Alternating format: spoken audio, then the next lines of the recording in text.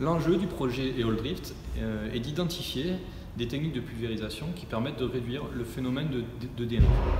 Alors qu'est-ce que c'est que la dérive? C'est en fait les gouttelettes de pulvérisation qui, sous l'effet du vent, lorsqu'on traite, vont dépasser les limites de la parcelle traitée et qui posent problème à plusieurs titres parce qu'elles peuvent en fait contaminer des zones dites sensibles. Alors il y en a plusieurs types. Lorsqu'il y a des riverains dans ces zones, lorsque ce sont des zones non cultivées et qu'il y a de la biodiversité, ou bien lorsque ce sont des eaux de surface. Avant la construction du banc d'essai EolDrift, on mesurait la dérive en suivant un protocole décrit dans la norme ISO 22866 qui date de 2005. Ce protocole décrit une procédure de mesure au champ en conditions réelles. L'inconvénient majeur de ce protocole est qu'il est tributaire des conditions de vent qui règnent au moment de la mesure. Et il s'est avéré très compliqué à mettre en œuvre parce que parfois on constatait seulement a posteriori que l'essai n'était pas valide en analysant l'enregistrement des conditions de vent pendant l'essai. Face à ce constat, l'idée a été de développer un banc d'essai où le vent serait artificiel, donc maîtrisé.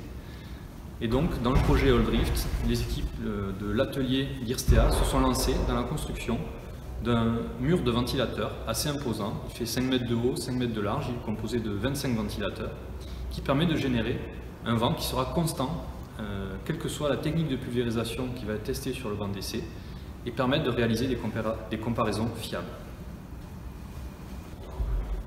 Une fois le mur de ventilation EolDrift construit, les premières mesures de dérive ont été réalisées.